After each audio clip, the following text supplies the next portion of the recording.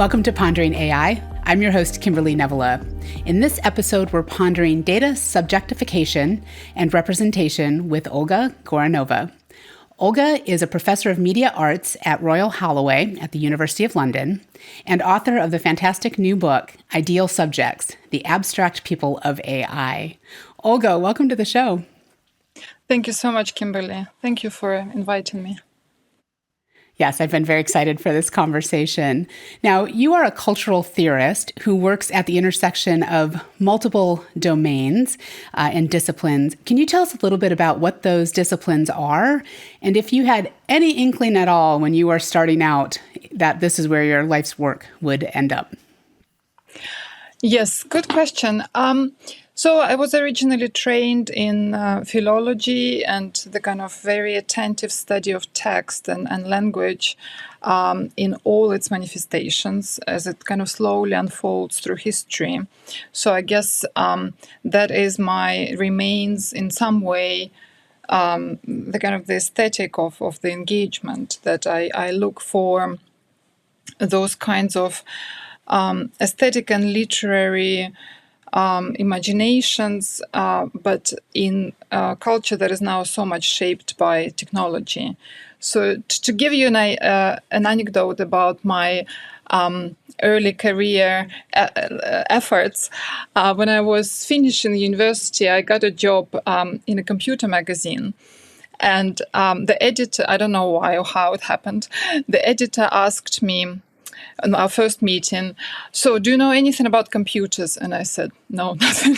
And he said, so what do you know about? And I said, oh, literature. And he said, well, write about computers and literature. So then I started writing, and that was the end of the 90s, where, the search engines were Alta Vista, and you could actually find things, unlike now, 20 pages of results.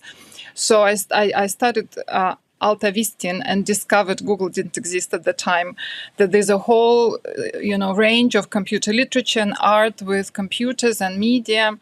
And so this early internet gave me knowledge that for me remains the ideal, web. And through that, I became a specialist in digital media, through this kind of literature and art, then digital media, and then, of course, I do kind of close reading of technical systems in a similar way you would do of, literary texts. I use philosophy, critical theory, but yes, with a lot of attention to aesthetics. Yes.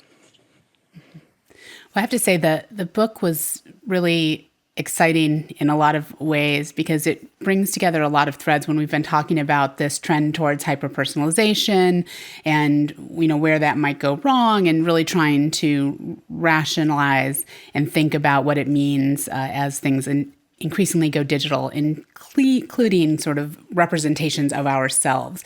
And the book, and correct me if I'm wrong here, really in the book and generally, you really reject the idea of these digital selves as being a mirror or reflection of us as individual peoples in the world. Is that correct? Yes. So thank you. You've done a very attentive reading of the book. It's very impressive. So in the first chapter, I spent a lot of time arguing that these abstractions of people, the data points that are somehow assembled and made sense of, go through multiple processes of abstraction, multiple processes through which they are made sense for specific functions, for advertisement or for different kinds of targeting. And the way they are generated, our kind of digital subjects out of these data points have have a little bit to do with us, but also has a lot to do with the ways these domains work, data of other people, the functions and purposes of the exercise through which our data is kind of modeled and we are predicted to be certain kinds of subjects. So to claim this kind of indexicality, or that this something that's generated of our data is related to us, is to do this is a lot of work. A lot of work goes into making that claim. So it is not at all just a natural occurrence. And of course, then I call this process or this situation a distance, that there's a distance between people and their digital subjects. It is a distance that is really packed full of processes through which data is worked. And that also is a good thing, because it also allows you to disagree with that this is your digital subject, or that you are captured or somehow completely embraced or violated in this abstraction. And it is it gives a political possibility for us as society to think that there is not a coincidence, and there isn't really this kind of direct tracing of our subjectivity, of ourselves in the digital subjects. Yeah. And so in the book, you break down digital subjects into really two types, or what I took away from it. And you're going to correct my reading here as needed. One is the abstract subject, which is this version of ourselves. Sometimes we might think about them as digital personas that are created using our data and bits, and then also in collection, as you said, with that. And then there's this ideal subject. First of all, did I get I may have blurred the lines there a little bit. What are the defining attributes then of the abstract subject, which I think you were just describing? And then we'll talk about the ideal subject and how that relates to or differs from the abstract. Yeah, so you're correct completely. The first chapter looks at this processes of abstraction, through which digital subjects are made. So I start with very banal and little exercises and very simple free services like Google Analytics, and look at what is a Google Analytics user and the way it's represented. And you see that these are data points that are somehow assembled into certain kind of categories, but the categories are quite funny. Could be like avid investor, travel buff, and everything is on a certain kind of continuum of uncertainty, because what's counted for a category is the number of sessions when you are recorded as belonging to that category, or you expressed interest in that category. So the categories may shift, and even age can shift, or gender, depending on certain kind of process of classification. So I looked then at history of classification, and then of course all data science make these claims that they are not anymore bound to old principles of how science used to work. They don't classify, they don't use old instruments. But in fact, you have this kind of abstracted attributes that are somehow made sense of, and they're put into groups. And of course, it's not cost effective to target everyone as individuals. So you would have to be put in specific groups and targeted as groups.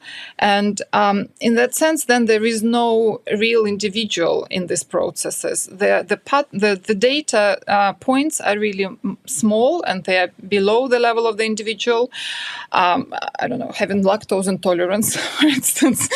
And then the groups and the aggregations of people together that are above the level of the individual. And then you have things like profiles of possible people for which, data, even if someone's data is missing, you can use the data of other people to infer that there could be a person like that. So then it kind of leaves the terrain of this kind of individual self that we imagine and cling to. And it becomes this real procedure of abstraction and aggregation and disaggregation, and you're putting people into certain kind of groups, and you see, do they work, or maybe we need to find something else about this group, and multiple kind of sorting is done.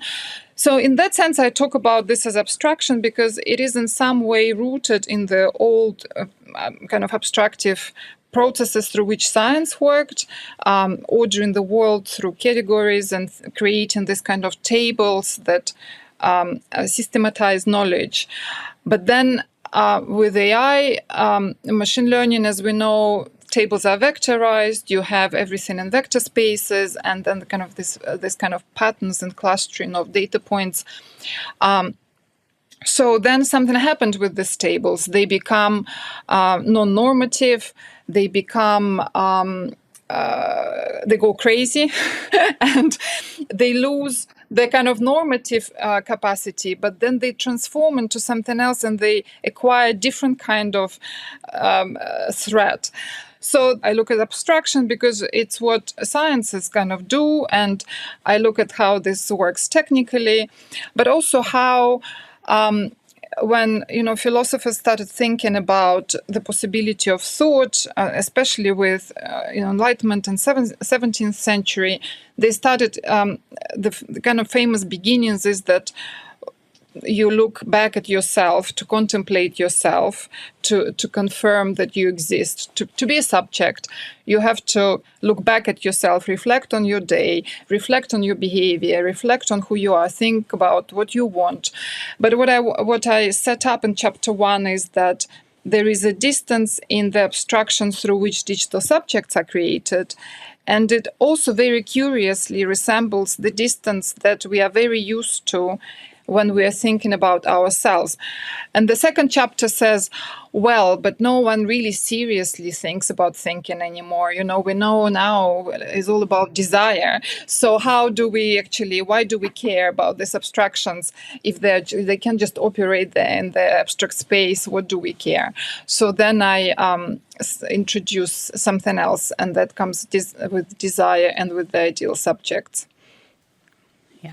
So I want to dive into all of those components. And one of the things are some of the elements that really struck me again, because I think they're very illustrative in terms of understanding why and where we need to be cautious, where it's okay to buy in or lean into some of these areas, and when it becomes dangerous, really, in some ways.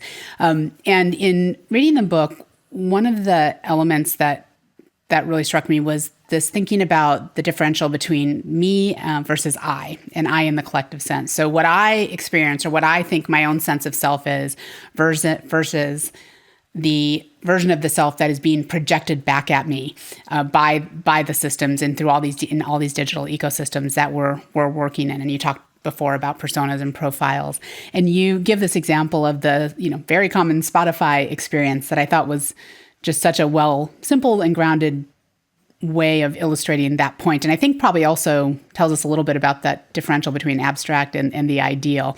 So can you tell us about that anecdote as well? Yes. I have a number of anecdotes that I use to anchor different ideas in the book.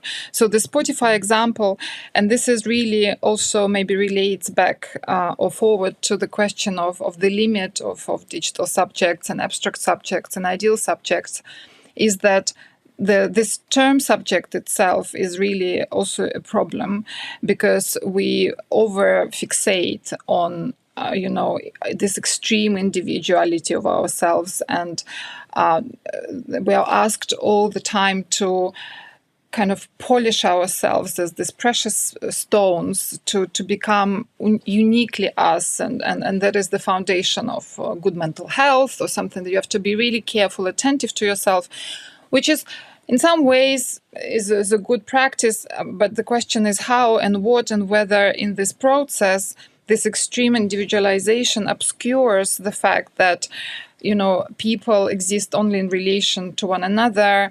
We become in relation to others. We only learn in social situations. Language, knowledge, all exists only in relationships. And sociality and collectivity is extremely important and central to the process of becoming a self.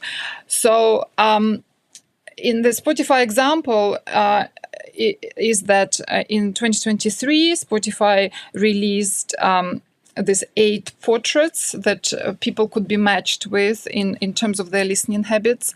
And some of them were like hypnotist, I remember.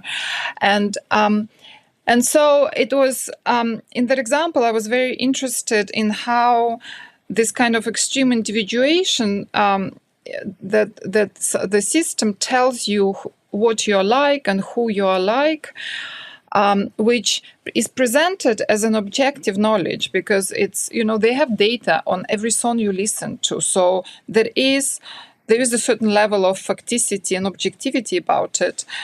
So this objective factual knowledge is presented back to you as almost like an existential truth, or for something for you to act on as a personal, kind of singular subjective truth. So this is already this tension between objective truth and subjective truth. But then also when it's presented, it goes through this another subjective process, because someone came up with this banal, sorry, Spotify, very banal characters, pictures. So, and that is, so this objective knowledge is presented through a certain subjective filter. And then also when it's presented to you, even if your individual listening habits, for their analysis, they rely on data on multiple other people. They analyze environment, time of day, holiday season, time of year, all of that. So nature comes into there. So many scales of experience are all pulled together to create this. And it's just a very good example of this tension and also the confusion that people have, because on one hand, it is supposed to talk to your inner self and help you develop your kind of unique interiority. But it's done through the authority of objective knowledge. But then none of this is what it appears. The objective is not objective, the subjective is not subjective, and then they keep shifting. Yes. Yeah, and it's really interesting because I was thinking about this a little, and there's a lot of examples in the book, other examples that highlight this, about the idea where I might find it really interesting to see which artists I listen to, which songs, which categories those songs are in. So that's already a categorization, right? That is subjective and not objective per se, although saying, how many categories of music did you listen to would be an objective count. But another thing in the book that's really interesting is that and I think this gets back, we're going to start to wend toward this idea of we start to desire to be this ideal abstraction, is that if there's enough points of commonality in there, right? There's just enough points of verification where I'm looking at it and going, I am in no way, shape, or form, a hipster. I don't know if that's a category or not, actually. I'm just making it up. I just know I'm definitely not a hypnotist. Pretty sure. But, if there's just enough where I'm like, oh yeah, but I did listen to those songs, or I do like that kind of music, all of a sudden I'm like, oh wait, maybe this is valid. Maybe this is my persona and who I am. And that in and of itself is both tantalizing and dangerous in my view. Would you agree with that? Yes, that's a very good point. So there are these elements that anchor these abstractions, and I would also say that this desire for recognition or to be affirmed as a subject, or to be given the certain kind of truth about yourself, or to be accepted, is always ambivalent. So of course it would involve those moments at which you feel, oh yeah, it's probably me, and then maybe fear, oh, is that me? Oh, what if that is me? I don't want to be like that. And then for specific kinds of people or forms of life, it could involve complete undoing, where what you asked to aspire to is so unachievable and impossible that you can't possibly match this kind of ideal subject that is offered to you. Yeah, and again, something that I think is, when I read it, I was like, yeah, that's true. It seemed intuitive, but it's not something that I think I had seen so clearly defined was that the fact that when we started to use statistics, and this is well before the current advent and heavy duty pushes to see use machine learning, AI, Gen AI today towards hyper-personalization per se. But you said statistic changes the idea of the ideal. And when we started to use these techniques, the use of categories sets up norms, and the patterns that were now being established using these techniques set up ideals. And that phrase has just stuck in my head and gone around in circles. Can you talk a little bit about that and why it's important for us to understand what that dynamic is and why it's important to understand? Yes, I'll give you two-part answer to that. With the statistics, I found this argument extremely interesting. It's inspired by a book by Davis, and it's an argument that starts with this idea that the ideal before statistics, even with all secularization, you still had the ideal existed on a divine plane or certain kind of transcendental plane. So the examples that are given in the book are, and that I take also from Davis, is that like for a woman to be for a statue of Venus to be created, 12 women would model, and every woman, like women would be decided that one woman would have ideal hands and another ideal head, but you couldn't have a single woman possessing all aspects of the ideal. So the argument is that in that time, the ideal could be distributed maybe a bit, amongst people, but it couldn't really be found on Earth. So that also meant that everyone was non-ideal and inadequate. And and I make this, proposition that it was no point kind of really desiring the ideal. The relationship to the ideal was probably not one of desire, because it's, it functions very differently. And then with statistics began systematizing, measuring, and modeling human bodily capacity, emotional capacity, intellectual capacity, and this the kind of mean and average and the distribution of cognitive capacity in the population. These are all operations of measurement. They are operations, abstractive operations. They are abstractions, but then they create a certain form of reality that then starts acting on us, and then we start, finding that we have to act also in relation to it. So the example I give is that when, say, IQ is measured, or all school tests are like that, all ability tests, they measure kind of the distribution of your capacity in relation to that of population, and tell you whether they are the top 3%, top 25%, bottom 25%, which is like, which should be, you would say, irrelevant to your, unfolding of your singular, meaningful human life. But in fact, it starts, acting as this abstraction that for some reason we're now starting to want. You want to be 99 percentile. And even if you can't change your IQ, you still think, oh, maybe my children will be, very intelligent. So this ideal, when it becomes an operation of measurement and computation and abstraction, it also becomes something that is desirable or tantalizing. And it also starts functioning as something that you have to orient yourself towards to become a better person, or to become a better, functioning member of society. And also it becomes, of course, it feeds into all societal planning models and plans. And it becomes something also that is used for societal good. So it also reformulates the relations between the individual and the collective in that manner. And the individual is related to the collective, but in this way in which the abstraction acts both on the collective level and on the individual level. So that is the story of how abstraction becomes, generally, even how is it possible that we start even considering these abstractions as not something that has an effect on our life, and not just the effect that is just kind of goes on us, boom, like this. We are like violated by, I don't know, some government calculates something and says, oh, your street needs to go, or something like this. So you can understand abstraction like that there was some kind of assessment and certain models are used and they produce an abstraction, but then it has an effect on individual life.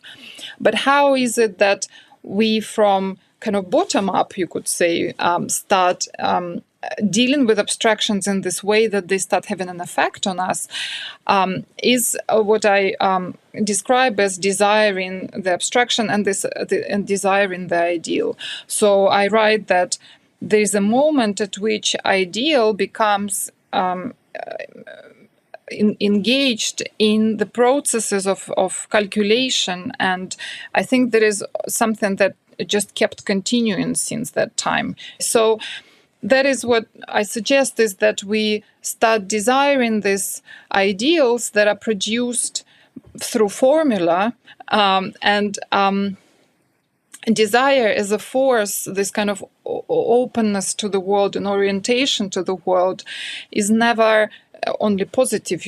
Within it you always have also rejection or ambivalence, and it can be repressive. So it's not it's not like a good thing in itself.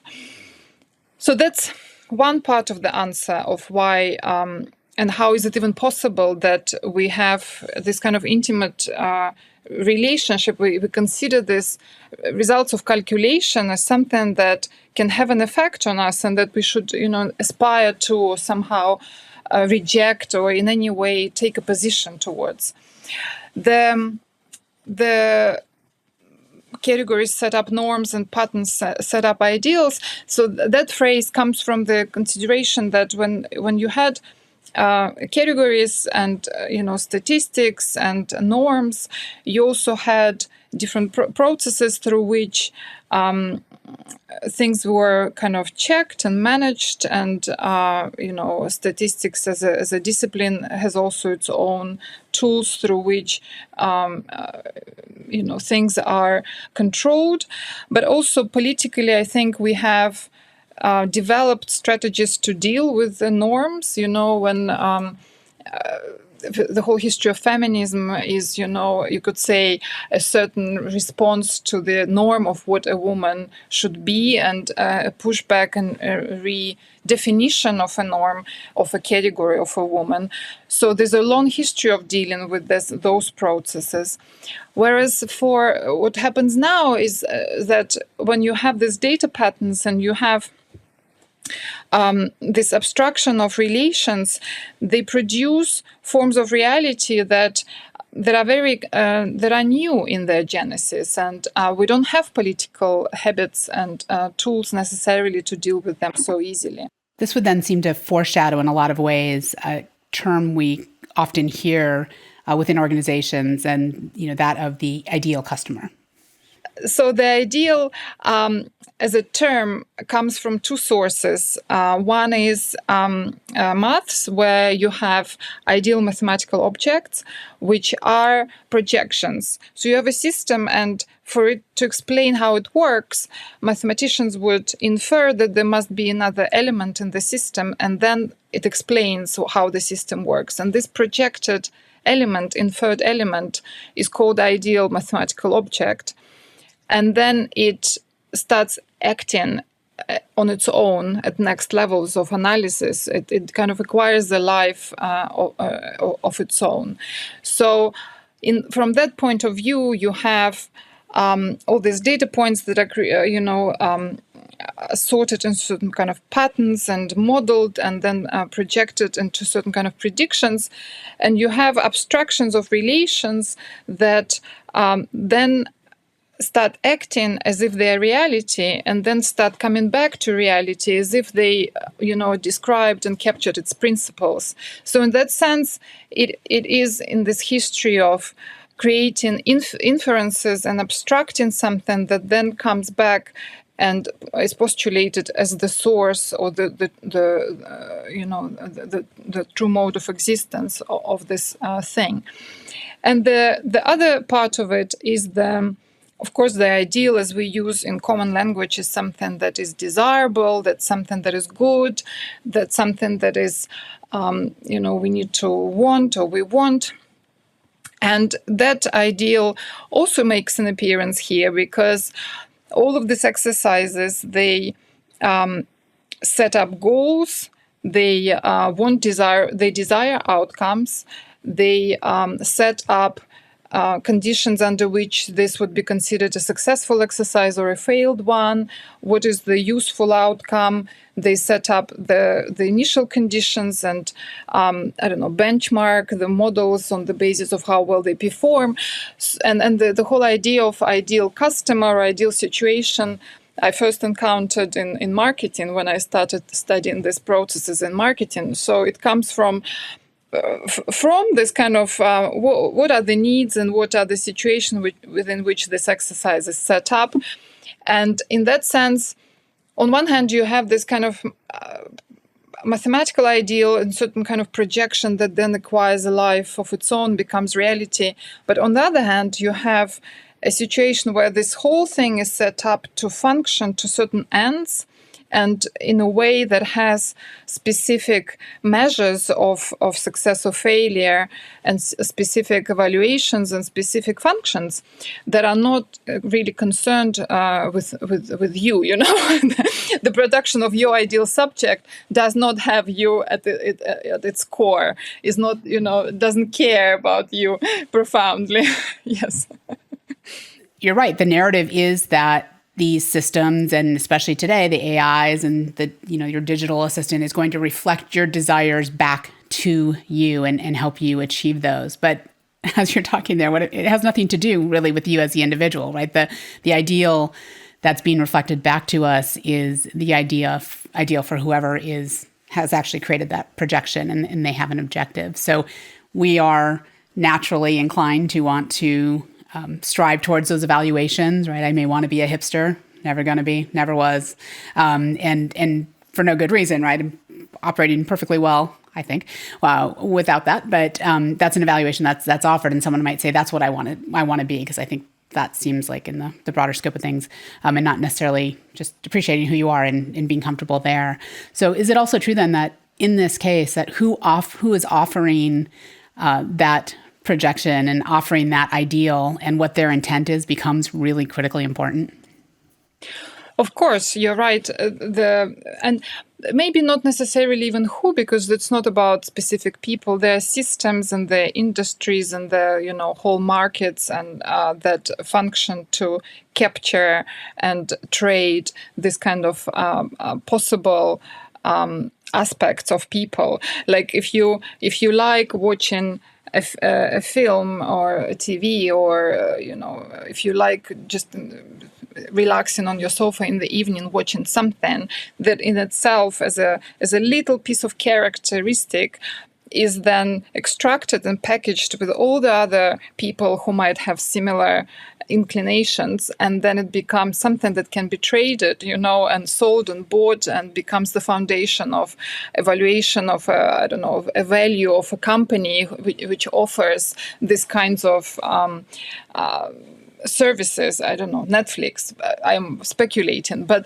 the thing is that this kind of you look at systems within systems and interests and different kind of groups of interests that then massage you towards their specific ends. So some of it is like, okay, you have an evening and you would like to watch something, but it's not necessarily linked to the different kinds of outcomes that you have.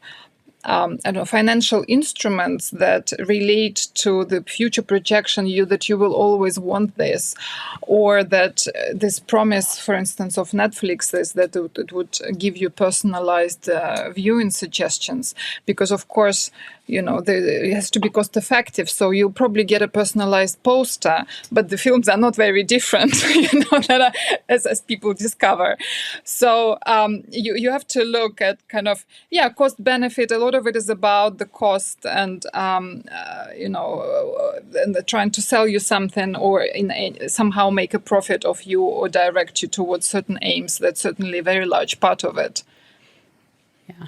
And is it true then in that when that a lot of times maybe one of the effects, possibly intended, possibly not, probably so though, that a lot of when these ideal subjects or these ideal personas and profiles are being reflected back to us, that they tend to sort of flatten us into somewhat of almost a singular type of identity, and it's based on specific data points and specific actions in time that again don't represent the whole of us. I think you said multiplicity is not reflected in these predicted representations, and again, this is where that distance comes between you as a contrary person, right, who might have desires and likes and things that just don't seem to naturally go together, or may just not make sense to anybody else, get lost in this abstraction. Yes, and also, I downloaded like all Twitter categories that users are categorized into. I think it's like freely available on the web. It's like 4,000 categories, and you look through them, and they're incredibly banal, and they are about that you go and buy cheese in your corner shop, or a lot of them deal with the fact that we have a bank card, and that you actually buy food, or you buy flowers for some kind of celebrations, and you have the propensity to do this. There are no categories that are about the poetry you might like, or the struggles you might be having, the ways in which you make your life meaningful. All of the things that poetry or literature or philosophy taught us is not there at all, and it's not even attempted to be captured because it's not of any interest really. Even books, as is a kind of a diminishing market, is not really very much reflected. No one's really interested in to push in and offering and pushing you towards certain kind of books, because I guess it's just not, the money is not there. So of course then you have a certain, first is as a subject of consumption, there's a lot about getting people to consume more or consume new things, and that's very well documented. And there's a certain then banality, the kind of banal aesthetics of it.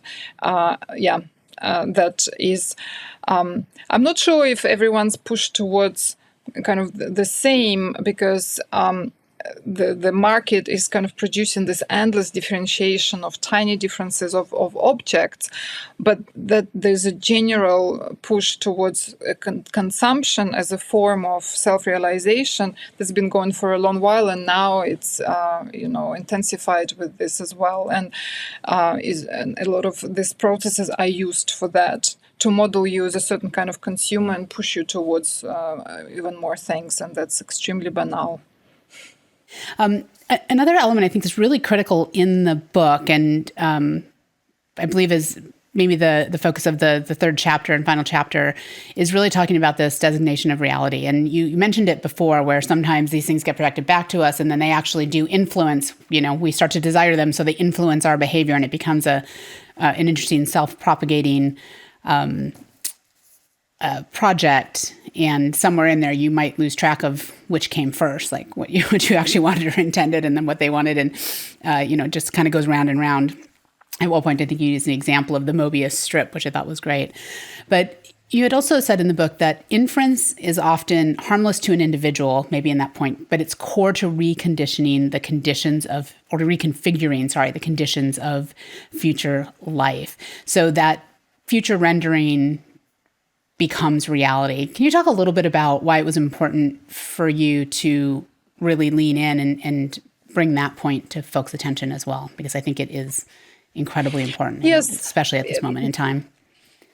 Thank you for this question. Of course, I teach at university, so you would always have students who say, oh, I have nothing to hide. Why should I worry that my data is collected?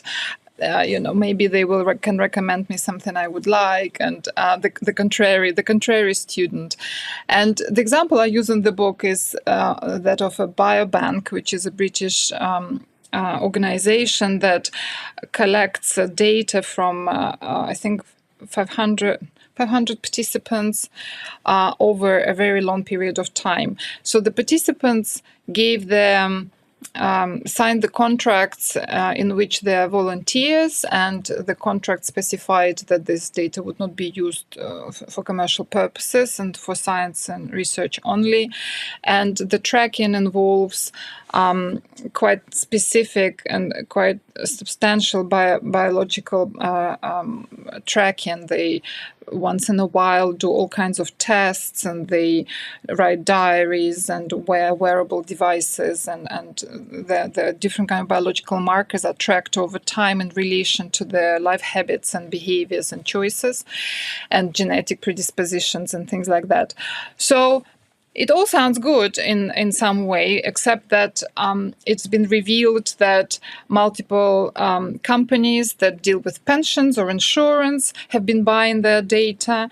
And so you can then imagine that if a person gives their data to this organization, they personally are not going to be affected. And, every individual data point is kind of meaningless and not very exciting. And that's what, in this book, a lot of these ideals and a lot of these patterns are really not exciting, and they're not good ideals, and they are quite, as you say, banal. And who cares what your heart rate is at this day? What is this? But at the same time, of course, you can immediately see that if people are of specific ethnic group or specific kind of diseases that they develop over time in relation to specific genetic markers, or they have an occupation that puts them at certain risk, then that would be used potentially in the future to determine the insurance costs and the pension provision for people who would be deemed like those people analyzed. So that is what is so strange, that these future people might not even be born yet, but they are already included in those calculations about the world that would then be structured and create a society of a certain sort. And this is what I really liked. I read it in Adrian Mackenzie's book, when he writes that when you do the kind of statistical probabilization of the future, what happens is that you don't control the future. The future is still unknown, but you assign a percentage probability to every event that could happen. And so you know it, even if it remains uncertain. And this forms of knowledge which transforms the options and the possibilities that then would inform how politics or social relations unfold is really terrible, because you don't want to inhabit society like this, where people who are at risk would then be put even further at risk through systems that are completely obscure and not known, not invisible, and these models are never discussed in public or have public approval or any kind of oversight. So I think this kind of generation of reality is an overimposition of one specific reality, because you have this amazing kind of multiplicitous unfolding of the world, and you also have very different kinds of being, a subjectivity, not necessarily this kind of one consuming subject. You have all forms of being at the same time. When you, I don't know, maybe it sounds naive, but when you lose yourself in, gardening, or you have a caring relationship which really transforms time, then you also have experienced this different form of subjectivity. But then via these systems, everything gets flattened, and only one reality and one kind of subject gets imposed. Then you're like, okay, so that's me, or is that me? And you're either happy with it or unhappy with it, but you don't have many other options. That you don't have to be happy with it, but you then just stuck in this negative relationship to it, and the optionality is drastically reduced. Just sounds like this propensity, this wheel we're on, also it just narrows the aperture, right? It narrows the opportunity, or it definitely doesn't encourage us to think outside the box and to think creatively. And because it's all based on data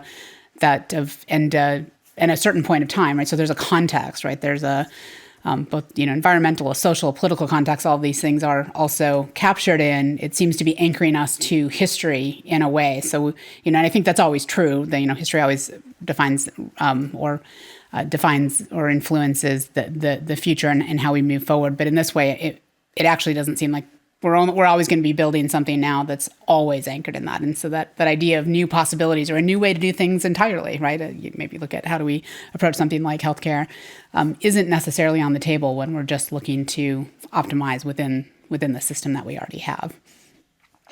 Yes, but also you're right, but it's also not just history, but specific kinds of history, because not everything is captured, right? So you might also have something that is captured that is, you would already say, this is not my reality, or I don't accept it, even when it's captured. But then that's what gets reproduced, and then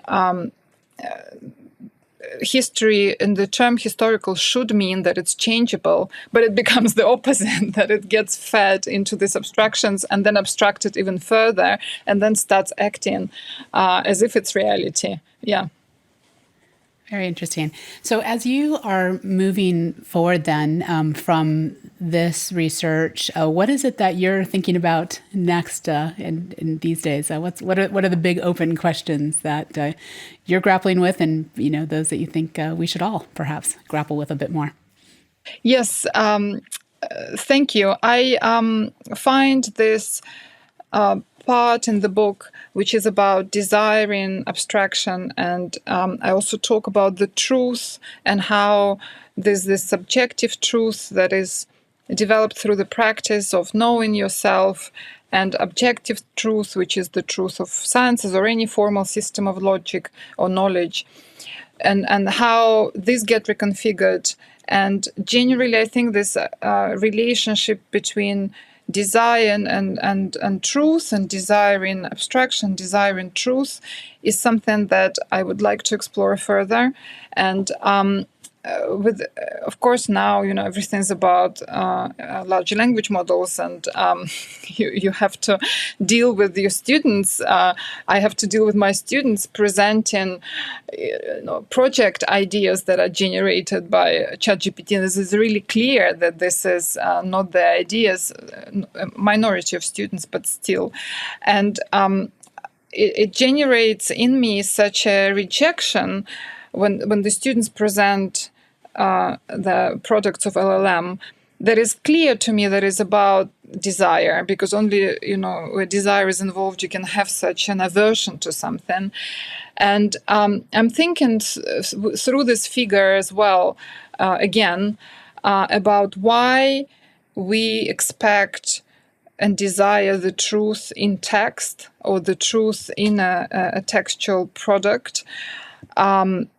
How did it come about that we expect or want or seek the truth from text? And I think this entire thing about ChatGPT, and people are talking to it and discussing things with it or rejecting it, is about this kind of relationship to text, where we need something from text, or we seek or we position truth in it, and it is not our truth, but also it can be our truth, or is related to how we should be becoming as people. This interests me a great deal now. Yeah, absolutely. It's fascinating, and maybe we'll be able to get you to entice you back on in the future to talk about where that thinking has led you. Who knows? Maybe another book as well. Hopefully. So as we sign off here, any final words or thoughts you'd like to just leave with the audience? I end the book with this proposition that we need to out-abstract these abstractions, and we need to create different ideals, and use different ideals, and aspire to different ideals than to those presented and created through these mechanisms. And I was thinking that, of course, arts and literature and different forms of culture and creativity always busied themselves with creating ideals, and we have a huge variety of different kinds of ideals. And I would say that defending, the humanities and thinking about these fields of practice and knowledge that are busy with creating ideals is what is a kind of not a way out, but a way to survive in such a world. And it's clear also that people are using art and literature to do this. And so in that way, that's my homage to my mother discipline.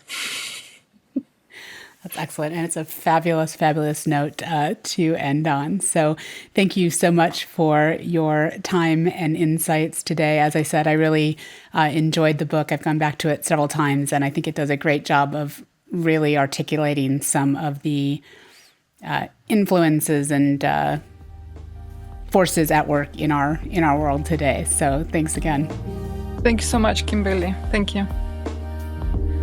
All right. So if you'd like to continue learning from thinkers, doers, and advocates such as Olga, you can find us wherever you listen to podcasts and also on YouTube.